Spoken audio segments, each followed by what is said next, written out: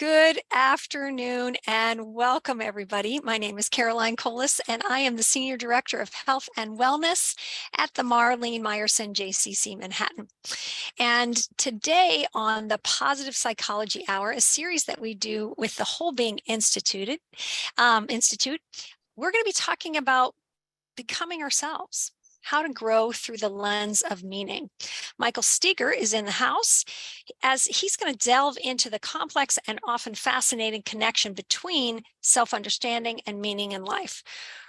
We're going to discover how a meaningful life differs from a good life. I'm really interested in finding more about that.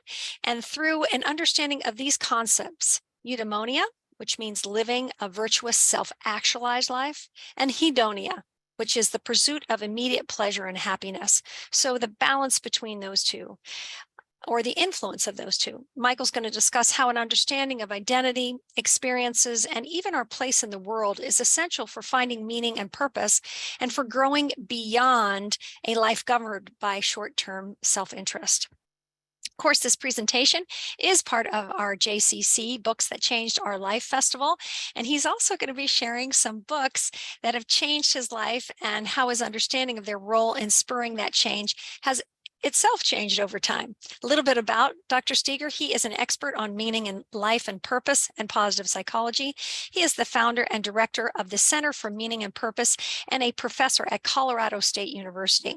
He has been published in over 140 peer-reviewed journals and book chapters and is known for his popular TEDx talk and media appearances. His research focuses on helping people create a fulfilling life through work, relationships, and overall well-being.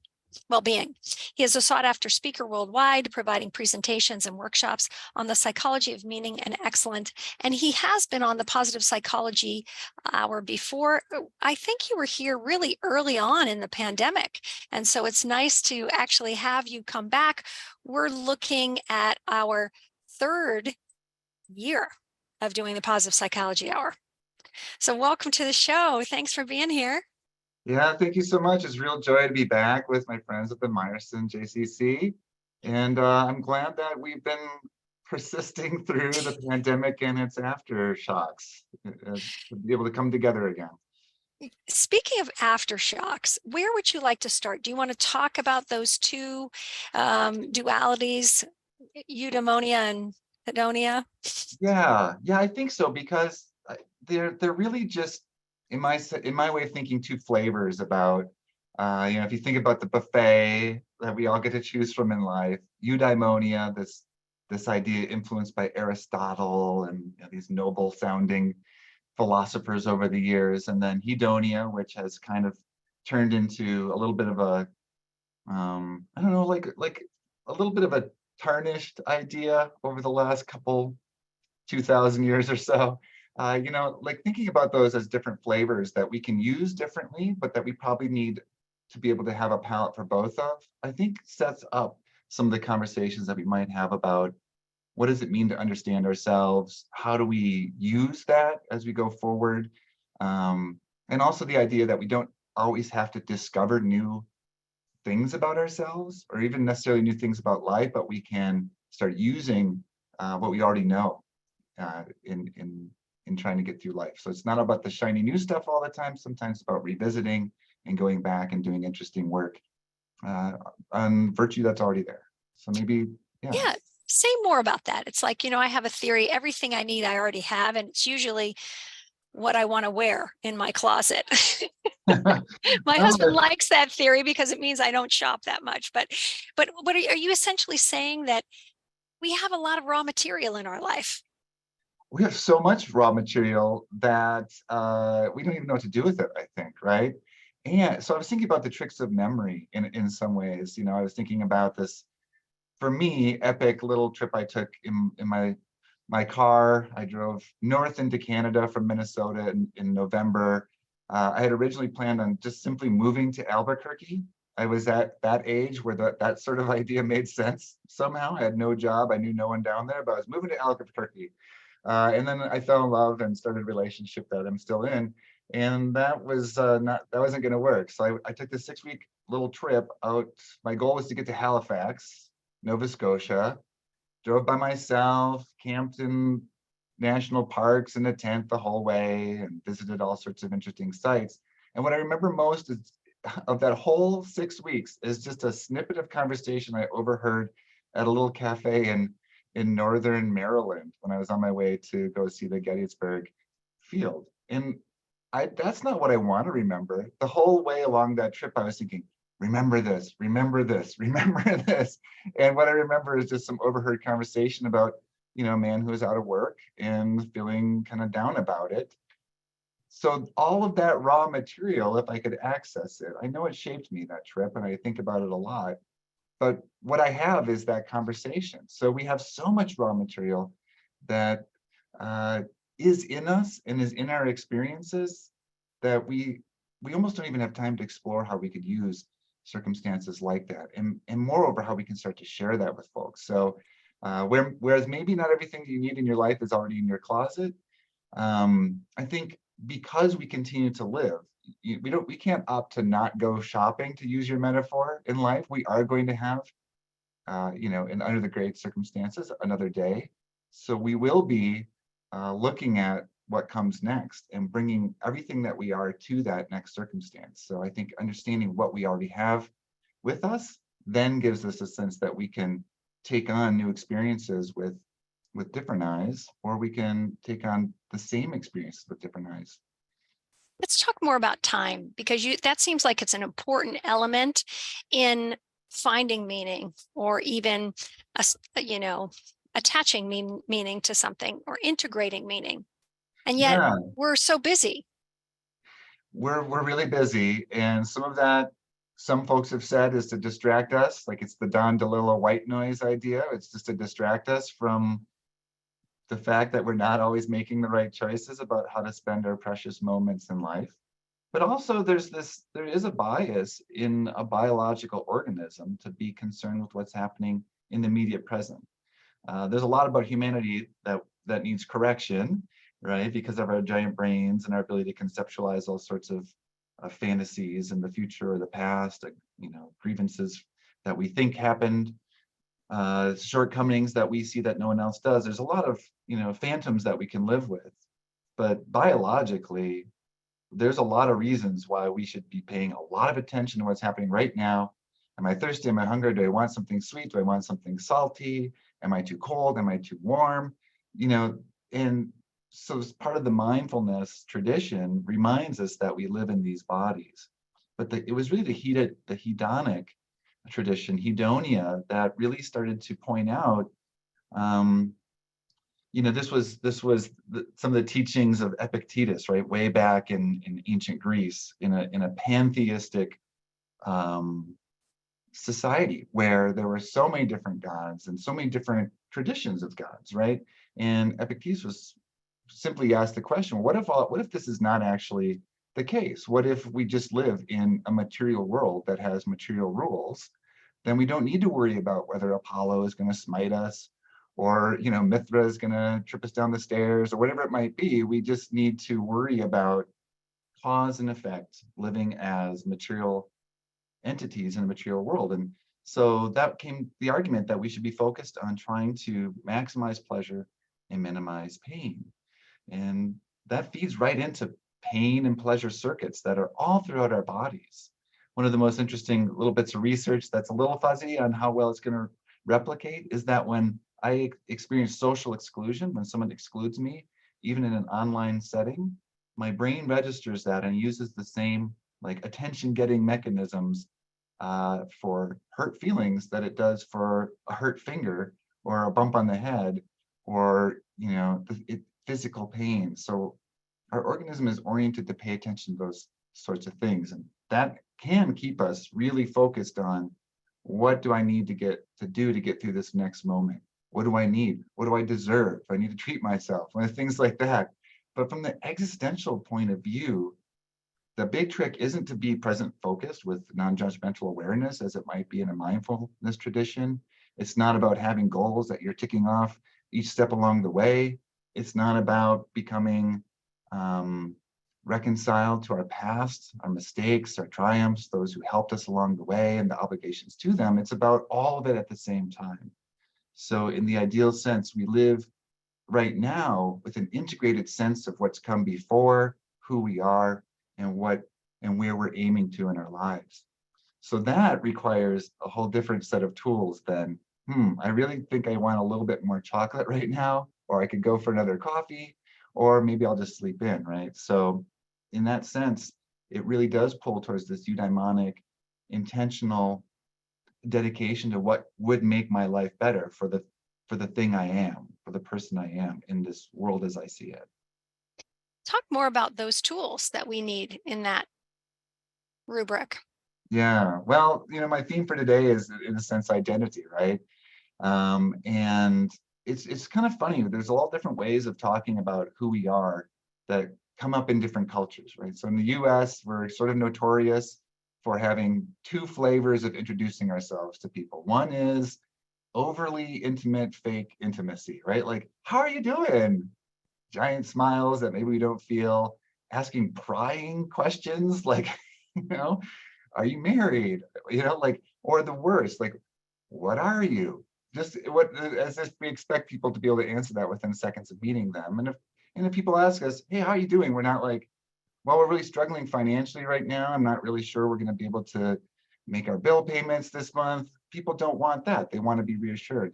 I'm great, maybe even better than great, right? So we have this sort of weird way of presenting ourselves that's not quite right. That's the first way. Like, everything is great and we're going to pretend that we're intimate about this. The other is, what do you do? Like, what's your job?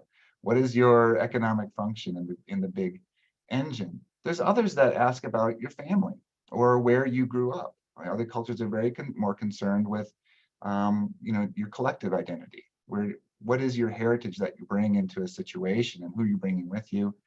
Others are really just more concerned with getting along while we're together, and we're just going to sort of be respectful and compatible.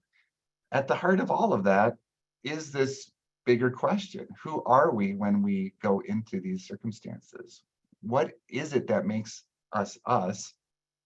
And then, particularly in an individualistic culture like the United States, what is our responsibility to do more than just be a solitary being, taking or leaving what we see around us? Like, how can we broaden ourselves to encompass the sakes of as much of the world that we encounter as possible?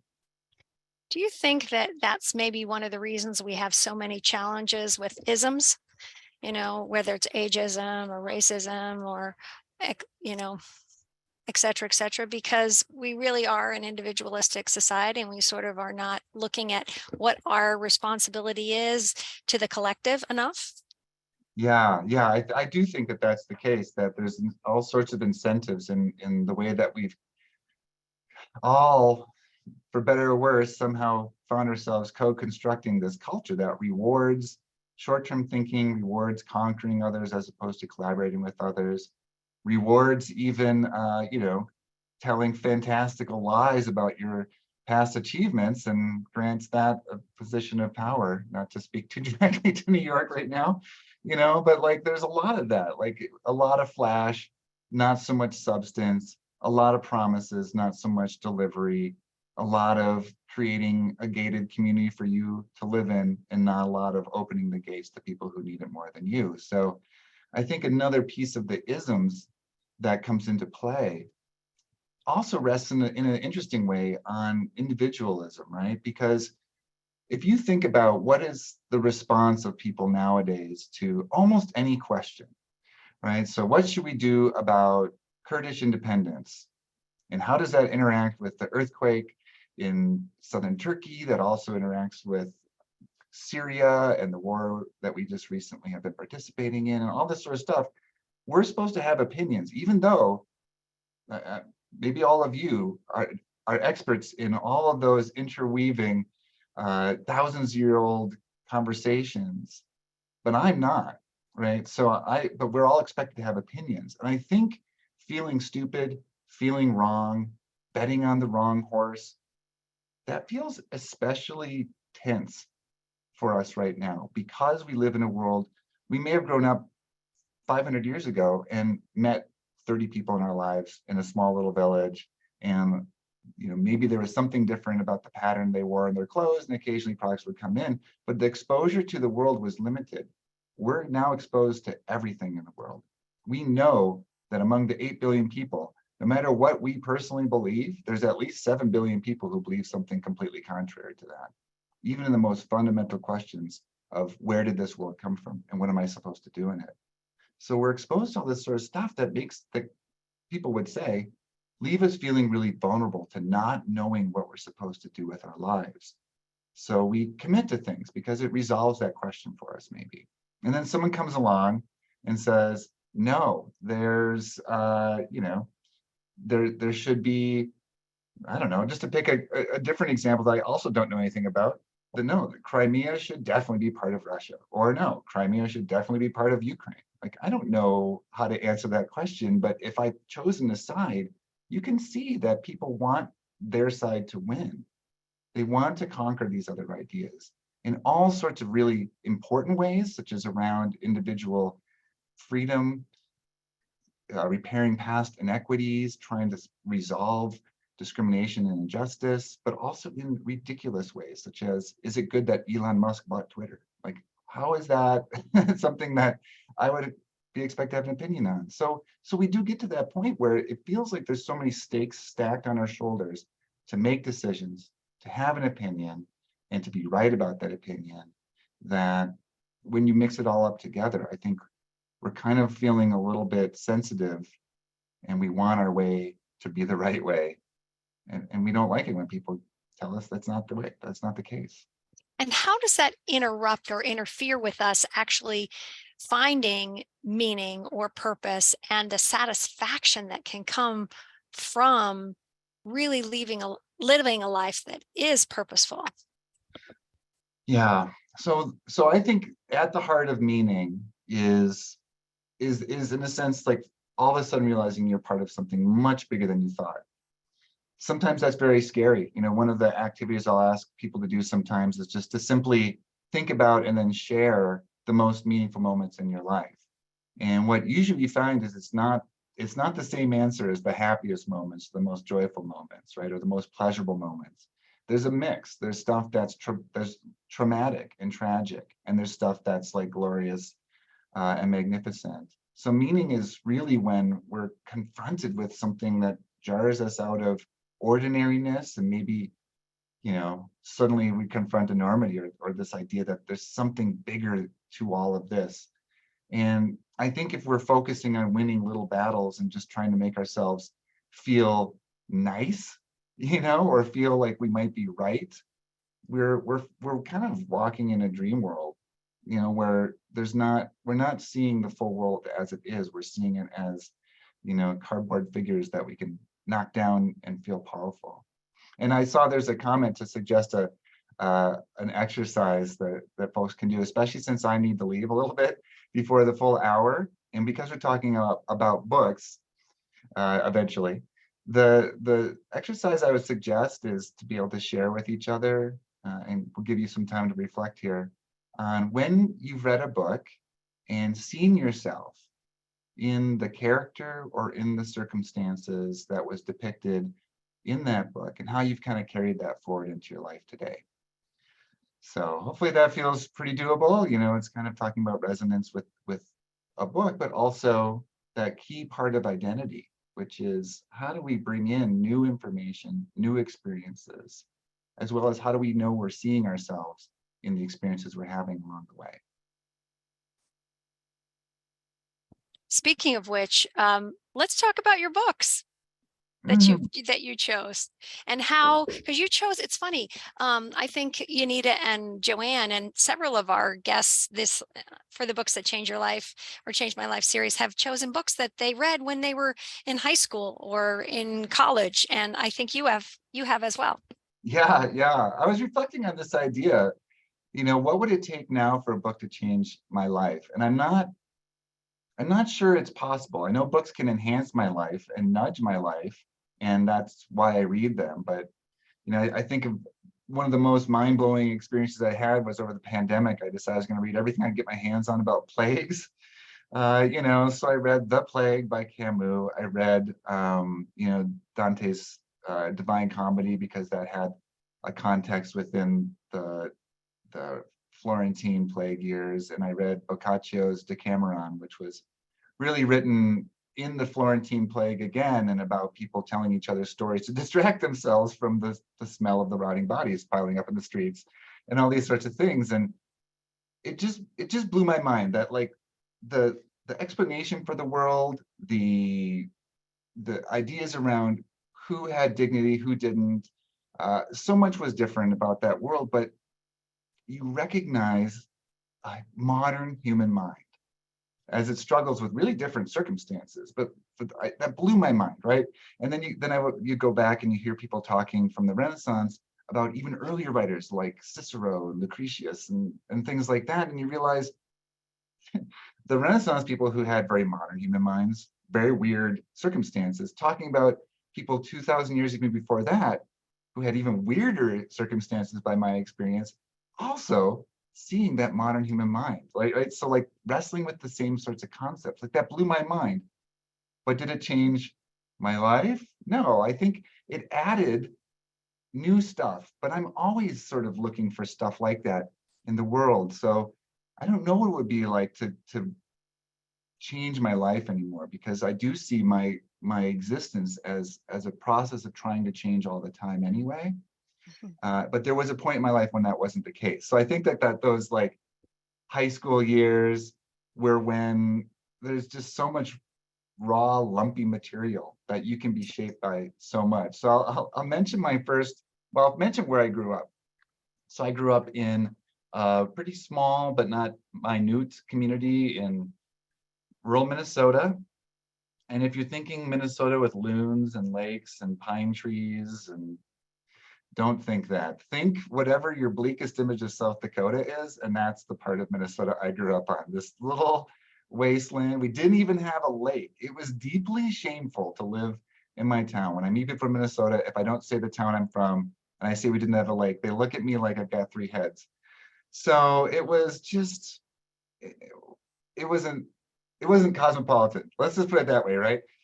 It was fairly homogeneous. It was living in this weird schizophrenic mindset of celebrating like Laura Ingalls Wilder, Little House on the Prairie, the independence of the pioneer spirit, while simultaneously ignoring the fact that most of the Wilders' lives were heavily subsidized by the government. Having really important um, indigenous Lakota sites of trade and meeting, and having those be state parks while simultaneously ignoring the fact that the largest uh, civilian on civilian crime against the native and indigenous peoples happened 40 miles down the road from where we lived, and that we were living on someone else's land that was taken through conquest and scheming, right? So, and yet, with all these insane dichotomies, people seem to really feel like they knew everything. They had it all figured out. They didn't have any curiosities about what their place in the world was, and everyone seemed to agree except for me, and other weirdos like myself. And so I didn't really know what I was like in the wider world. I felt like I knew I was smarter, or in the smart part of the distribution for where I grew up. I thought I was in the curious and open-minded part of that group, that I thought about things and different cultures and different peoples in ways that maybe other folks didn't. But I didn't really know, because I lived in this bleak wasteland, which, everyone had different ideas and they were so confident that they were right. So the book I chose, this is going to say a lot more about me than I intended, but I had to actually, I had to get this book. I had to earn this book by actually going to violin lessons and practicing. Like I enjoyed classical music. I liked playing, but I didn't like having to do anything. So it took all sorts of coercion as a high schooler to get me to practice my stupid violin. And so I actually tried to earn my way using the violin to buy the book Crime and Punishment by Dostoevsky. And it's interesting. So part of the tagline to this is how my understanding of the influence that book had on my life has changed over time. When I read it, I was pretty into the idea that I was special compared to the society I lived in. Right. So then, when I learned about Ayn Rand and all those sorts of, like, we get to be sovereign, dispassionate, users of other people around us. Like there was something to my high school brain that appealed in that. Like I'm special, I'm above all these other people, and I get to make different decisions based on a different moral code. Like that was the first lesson that I pulled from Crime and Punishment.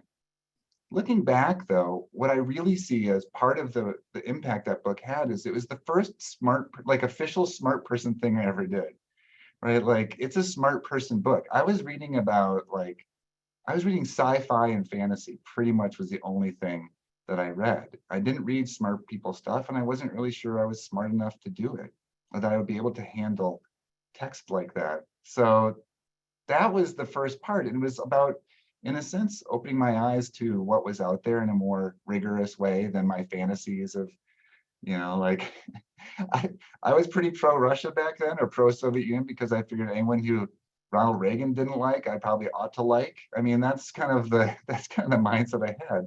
So to wrestle in a more complex way with the world was important to me. And then going back, I realized when it happened, I started to reject that sort of hyper individualistic, selfish perspective, right? That it's ultimately self-defeating if everyone thinks that they get to do everything their own way and screw everybody else. So the meaning of that book, to go back to it over and over again, and I still have imposter syndrome about whether I ought to be talking as a putative expert on any matter other than growing up really tall in rural Minnesota.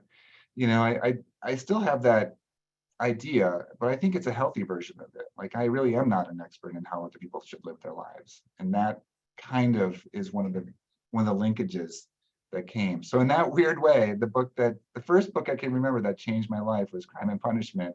Not because I loved it necessarily, not because I drew that I'm still drawing the same message from it, but that it taught me a different kind of lesson about myself that I still try to live. I still actually use today.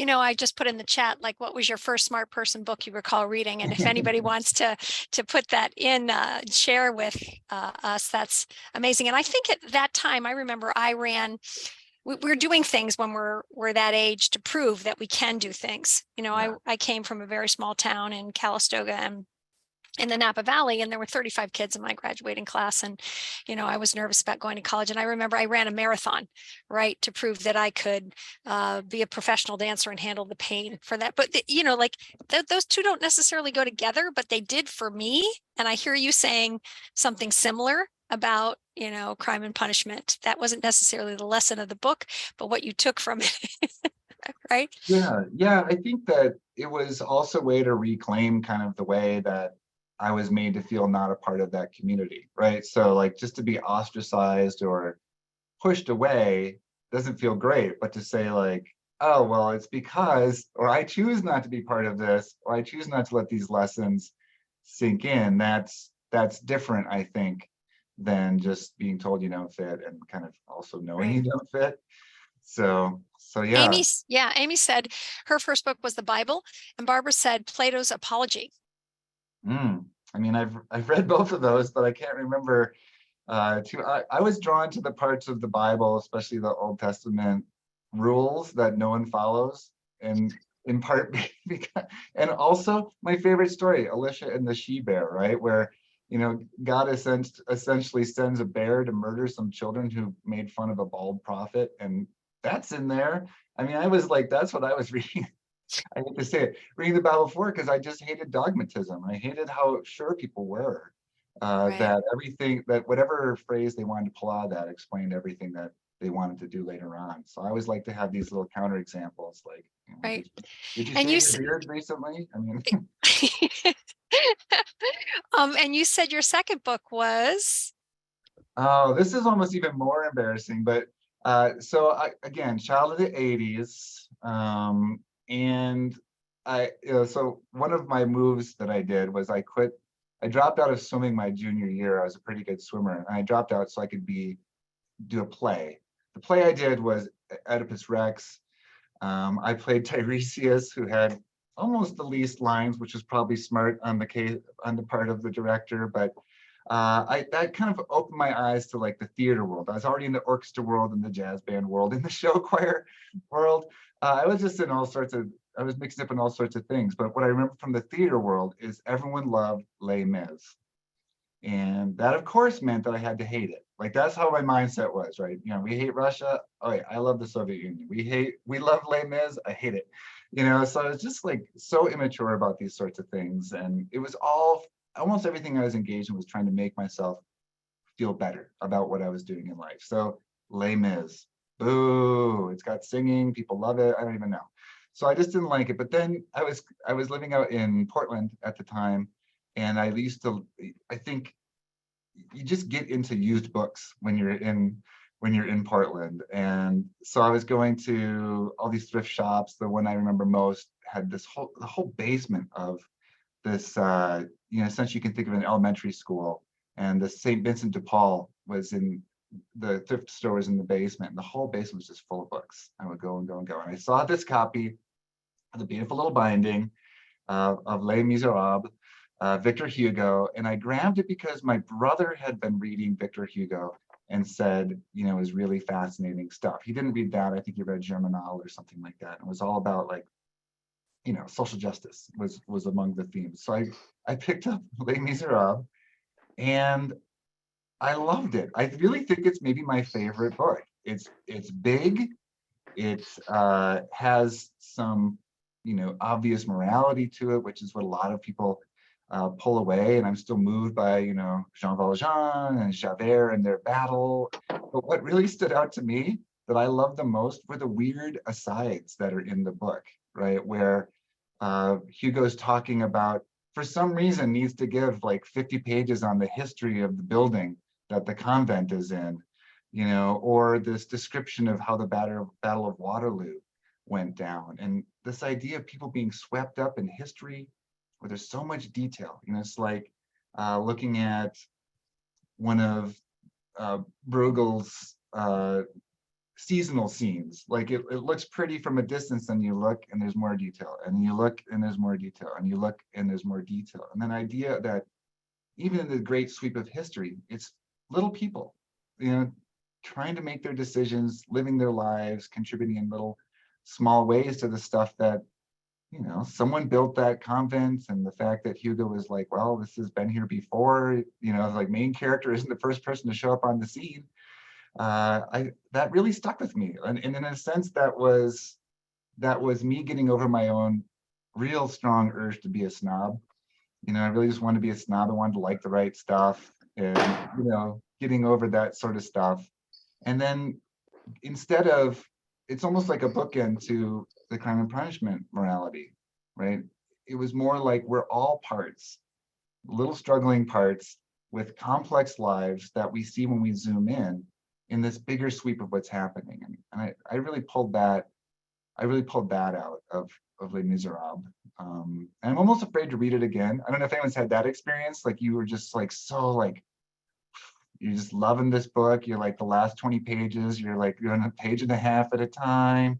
And then when you're done, you're afraid to read it again, because what if it's not that great? And it was just like, it hit you at the right time, or you're drinking too much beer or wine while you're reading it. I mean, who knows, right? So it's like, it lives in that like special, hermetically Place. sealed place. Yes, Yeah. yes. You know, it strikes me that both of those books in some ways talk about justice, meaning, the little guy, the larger whole. And it's no surprise that your work is really kind of about that. Yeah, I mean, I think the work that I do started well before I even knew I was going to be able to find a job doing it, you know. So I remember, I think everyone should live in Portland at some point in their lives, or some version of Portland, because there's a TV show, Portlandia, and it describes everyone with just these bizarre little useless hobbies. And I had many of those bizarre little useless hobbies. I used to go to the futon factory and take their scrap wood and try to build cabinets out of it. They were massively heavy and poorly built. I wanted to write a book of philosophy textbooks, but like structure them like second language instruction. I don't know what exactly I meant even by that, but my goal was to read all of the philosophy that's never been written and then start turning it into a language book. I was foraging for wild foods. I mean, just all that sort of stuff. And at the heart of it is the question, like, what am I supposed to be doing with my time?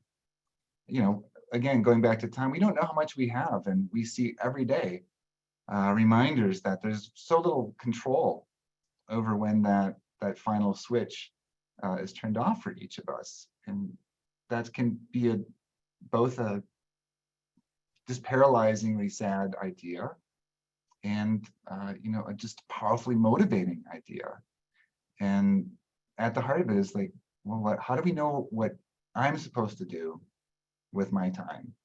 And I think folks who found answers where whatever I want is not kind of the meaningful path. I think the meaningful path is reflecting deeply.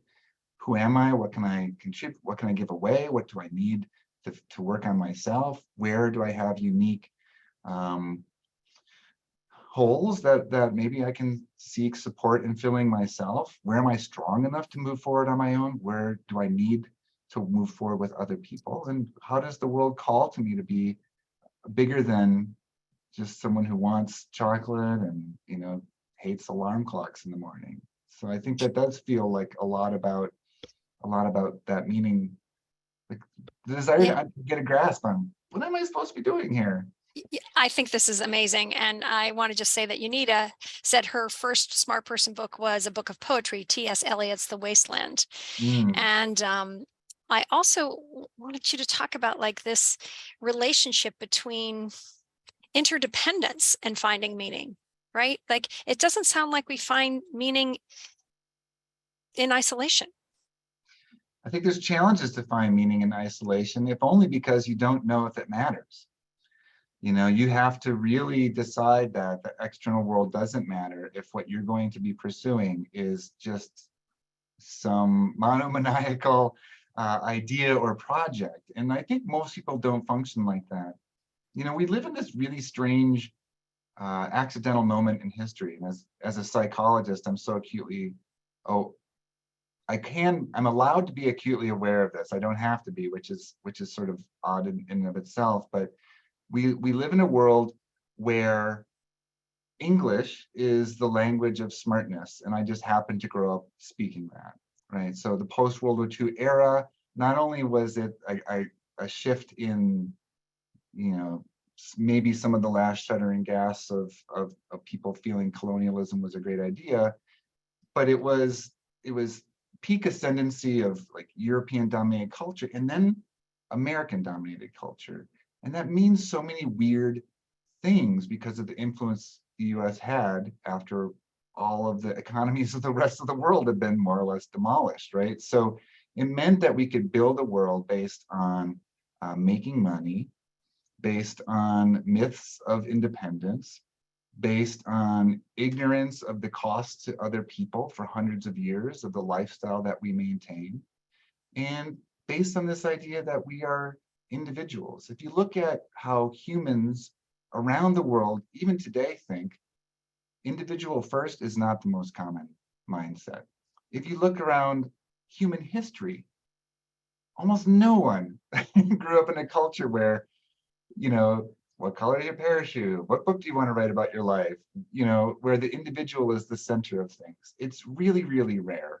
And just the fact that we're living now when a science of happiness is supposedly growing, or just the science of the human mind is growing, so influenced by these accidental and very small range of ideas generated really from, primarily Western and Southern Europe, and then transported into this machine that we call American cultural hegemony.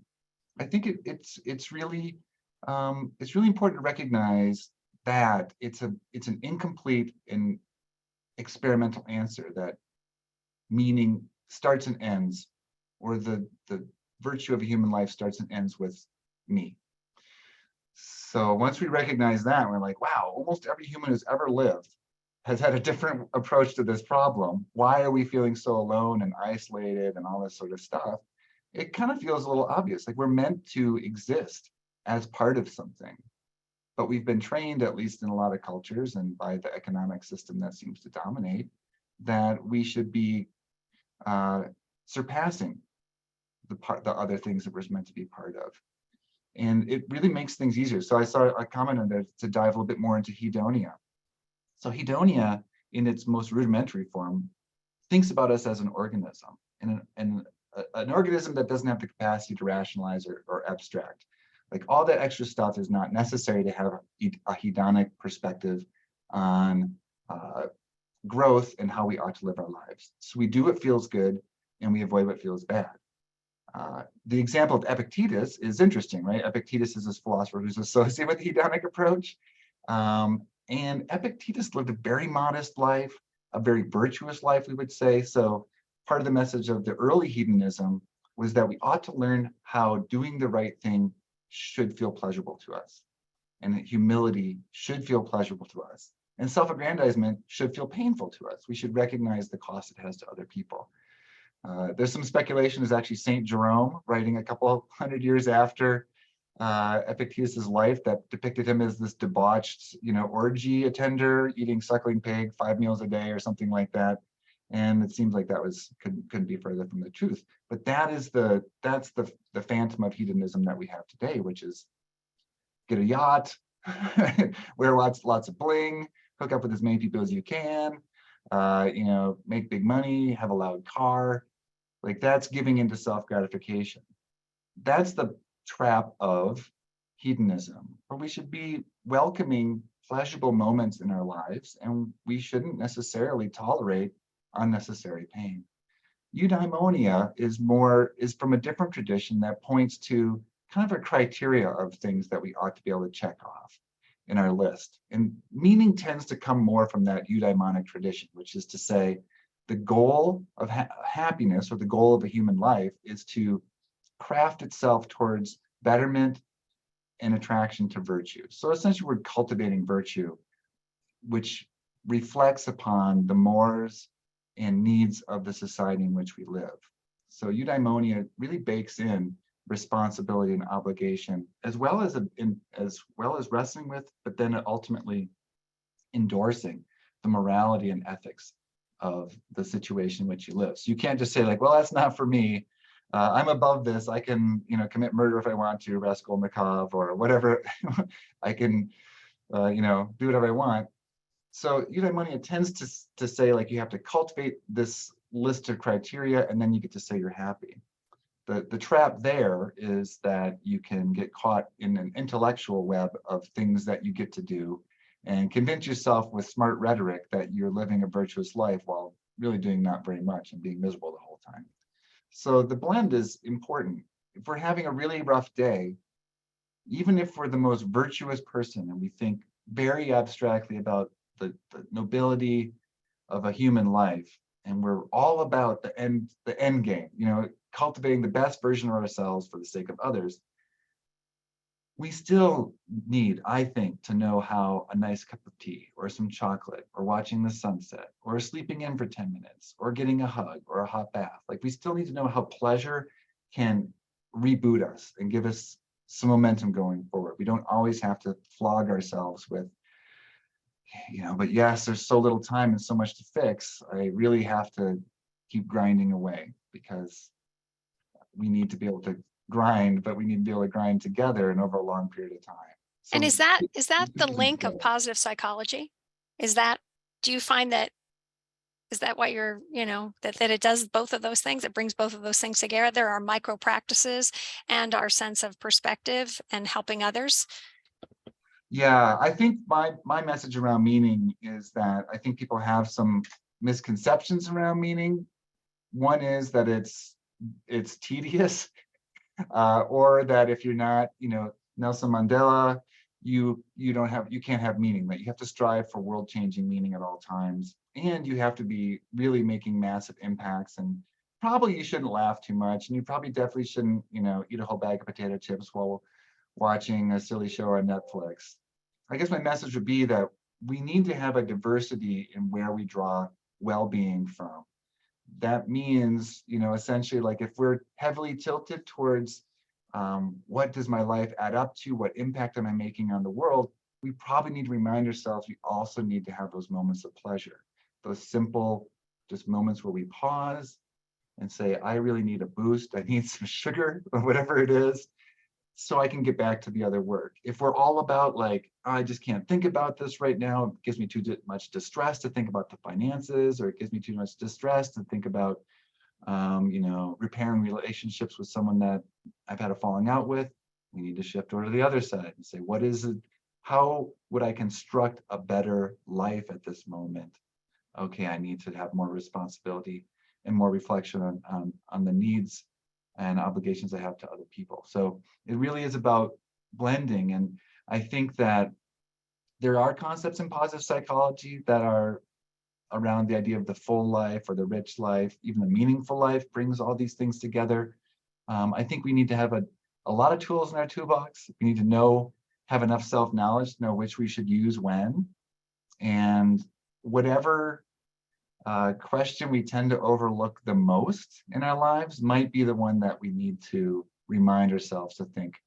So in that sense, if I'm pretty good at thinking about what I need in my life, maybe that's a good time to remember that other folks need me to help them, or at least that there's opportunities for me to work towards the needs of others as well. And you have said that, meaning in life is making meaning is around coherence, purpose, and significance too, right? Yeah. So there's a whole way to do this. And I did want to get to Deb's question. Did you see it in the chat? She said, I have been working on something meaningful, but kept running into obstacles. Do you think the universe was sending me a message that this was not my role to pursue? And the reason I was wanting you to answer that is because you were talking about like sometimes life jerks us into thinking into something bigger, and that, we do want to be like not the big person running around playing basketball with kindergartners. We want to be the big person that's playing basketball with big people, so that we have these challenges, that's part of it. So what would you say to that? Yeah. So first of all, I don't think the universe on purpose sends us messages, or at least I've got no evidence for that. It could be true, but I in my work, I differentiate between the meaning of life, which is whatever we think of when we think of why the world exists, how the universe actually works, and meaning in one life at a time. However, I do think like the core issue of identity in part is being open to feedback when we try to do things in the world. Like I think if we decide that we must do this meaningful thing, and that doing that meaningful thing means accomplishing it, then we're vulnerable to potentially missing two pieces. One is my reading on purpose is it's about the pursuit, not the accomplishment, that is most important. It's worth doing. A purpose is worth my life energy to try or strive for. It doesn't matter as much whether we can actually achieve it. And if we had more time, we could talk about Nelson Mandela on Robben Island, right? Like he still had a purpose of bringing freedom and liberty to his people, but he had no visible means of doing that. Did that mean that he didn't have a purpose while he was imprisoned? The other piece of it is that the universe doesn't send us messages, but it does give us feedback, right? So if we're constantly hitting our heads on hitting obstacles, we should feel invited to learn something from that. Maybe that means that we need someone who knows how to get around those obstacles. Maybe it means that maybe the loud sound of us banging on that door is droning out an invitation from over here in a little quiet voice saying like, hey, maybe we could use these skills, these talents, these passions over here as well. So I think we want to be open to how it's going in terms of the feedback from the world. And we learn about ourselves then, and that can shape our purpose. So the learning about ourselves, I would just say, is that coherence or comprehension piece, like how we build models of us in the world and how everything works. And the purpose is the stuff that's worth striving for over a really long period of time, whether we get there or not. And then the significance is feeling like it's all worthwhile in the end. Michael, thank you so much. I know you have to run to get ready for your class, but don't worry, stay on, everybody. We are going to do the activity that you gave us. When you've read a book and seen yourself as the character in the book and actually perhaps taken that storyline into your life. Yes? Is that the right one? Sounds great. Yeah. Thank you so much. Everyone wave goodbye to Michael because he's going to go Thanks, teach his everybody. class out in Colorado, and we will continue together. Thanks so much. Be well. All right, y'all. Would anyone like to just pop on and we can change to the gallery? Did you have some thoughts that you wanted to share in our Zoom Unity before we do our activity of things that have been said? Feel free to unmute yourself if you do. Yeah, you need it. Go ahead. I had a really big aha when Michael drew the contrast between meaning in life versus the meaning of life. And I was like, boom, that meaning that we're talking about is the meaning in life, and so I'll speak from the I place, how I can continue to pursue what I feel gives me meaning through purposeful activity. Whether I get there or not, it's worth my energy and heart and commitment to go after it because it gives it meaning and significance. Wow. Yeah. Still learning after all these years.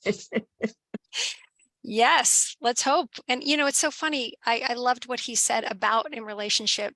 You need to thank you so much for sharing that in relationship to how he doesn't feel like a book now could change his life, but he's constantly committed to growing. So it's additive. Books are additive and helps him pursue. And we were also talking about before, I don't know if anybody was here for the pregame show, we were talking sort of about this idea of being jerked into looking at things from a different perspective, whether that's because of a situation. I know when my parents were in California and they had to move because of the fires, right? We moved them to Wisconsin. So sometimes life or a situation will jerk us into a different environment in which growth is required. And he was talking about meaning and purpose and significance in that relationship too. Anybody else? This is great. Can you repeat the overview of purpose when Michael described coherence, purpose, and significance? Sure, I can tell you that. I actually have it looked up here. Meaning in life is composed of 3 pillars. Coherence means a sense of comprehensibility and one's life making sense. So that's coherence. Purpose means a sense of core goals, aims, and direction in life. And significance is about a sense of life's inherent value and having a life worth living. And I thought it very interesting that, it was that balance between the hedonic and the eudonic, right? That we can't just live for ourselves and we can't just live for another. And that my question was, with the positive psychology, with all the micro practices that we're doing, whether it's gratitude or awe, we're going to talk about awe, finding the pleasure in the sunset, if that was, where that fit in. And it seems to me like it sort of keeps us going. It helps us sustain us along the journey, along the road to fulfilling our purpose, and helps, at times create significance. And then it also wrestles with the negativity bias, right? One of the reasons to have a gratitude practice at night, or to do what Maria Serwa says, what are the one good thing that happened today, is it really does tame the negativity bias, which is going to do what? Say, my life isn't significant. I don't have any purpose, right? This doesn't matter. And that can happen as well. Yeah, Sandra, did you have a thought? I didn't know if I could tell if Sandra was, anybody else want to share? Thank you, everybody. Your time. All right, let's take a moment and answer his question. I'd love to be able to tell him that what we came up with. When you've read a book and seen yourself as a character in the book, or even gotten so engrossed in the story that you felt a character should have done something a different way? Yeah. If anything comes to mind. Yeah, Janet, did you want to share? Hi, Caroline. Yeah, Hi. can you hear me? Yeah. So just a quick note on meaning and purpose, because, I'm in one of those points where I am thinking about this. Somebody said something very interesting, that the definition of meaning is making sense of what has already happened or is currently happening in my life. And that purpose is more forward looking and incorporates meaning, obviously, but it's looking at like a life aim. So, for example, somebody said, like, a purpose is, I want to be a good father. And that's the purpose for that person. And that his meaning, or he has goals associated with the purpose of being a good father. So going to school events or whatever. So that was actually a really helpful distinction for me when you think about meaning and purpose. They're usually just grouped together. But perhaps if you put that time component to it, like purpose can change, right? Depending, as we talked about, what's happening. But like meaning is now and in the past, and it affects all the life that happens with us, to us, things that happen in our lives. And that purpose is more forward looking, and that my purpose isn't going to college, because that has an end point, but being a good sister, a good daughter, that's a different kind of idea around purpose. Yeah. And I think Michael would say that, we're making meaning as we go. Right. So it's not something that we arrive at. And finding that purpose does have a sense, as he said, of core goals, aims, and direction in life. And those three pillars, coherence, purpose, and significant, really come together to help us embark upon that journey together. Yeah, call-in user, is that Barbara? I asked you to. Hello? Yeah. Hi, Can Barbara. you hear me? Yes, we Oh, can. hi, Caroline. Thanks for calling me. So good to Sure. be here as always. I Yeah. was just thinking about the idea of reading a book and it resonates with you, or you identify with a character. I do that sometimes with the dreams that I have, because my opinion of my dreams is that, and if I want to interpret them, is that every character in my dream is representing a part of me. That I'm the director of my whole dream, that I designed it. And so sometimes when I wake up and I remember some particular dreams that seem to have a lot of meaning and substance in them and significance, I think about, well, what do I feel about myself when I'm identifying with one particular character in my dream? And I can learn things about, I often learn things about where I'm at, what has meaning, what doesn't, what's to my liking, what isn't. I really can use my dream that way. And I was wondering your opinion, if you think that reading a book and identifying with a character can also be done through a dream that you remember when you wake up and very clearly. And what do you think about that? I think dreams are amazing. And like you, I think that we are every part of our dream, and, in different parts. And I think dream interpretation is wonderful. In fact, you've given me an idea that we can have somebody come on the show and talk about them. So we'll, thank you, Barbara. We'll continue this. I wanted to, thank you. we'll I'm continue. honored to hear. I'm honored to hear you say Sure. that I gave something to you. Oh, absolutely. You guys Thank give you me so stuff much. all the time, and let me know what else you want to hear about. You can put that in the chat. I just wanted you to know that next week on the Positive Psychology Hour, we are going to be talking about ways to increase your stress resilience. Phoebe Atkinson is back on the call, and she's going to be, examining this book called The Stress Prescription. Has anybody heard of this? It's by Alyssa Spell, and she's out at Stanford, and she uses the SPIRE model. Tal and Megan and Maria's spiritual, physical, intellectual, relational, and emotional model of well-being, and how it can be a valuable tool for resilience. So we're going to be talking about that. And gosh, the hour went by quick. Thank you guys for coming. And let's see, we've got some comments in the chat. Let's see.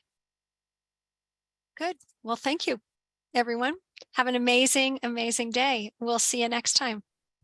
Thank you Take so care. much. Bye. Be well. Thank you. Can you repeat the name of the book?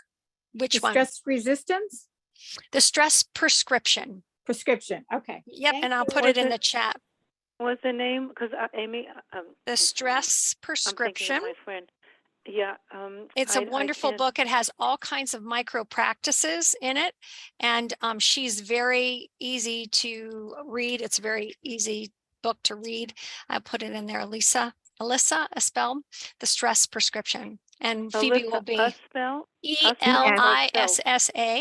Elissa, E- Elissa, E-P, Appel, E-P-E-L. EPP. Alyssa EPEL. Appel. Yeah, I can't see that. I'm on the phone. That's why. Yes, I'm of asking. course. Thank you. Thank you. All right. Thank you, Take care. Caroline. You're Yeah. welcome, Unita. You're welcome, everybody. Bye. We'll see you next time. Thanks for Thank signing you. on. Bye. Have a Bye. good week. Bye-bye.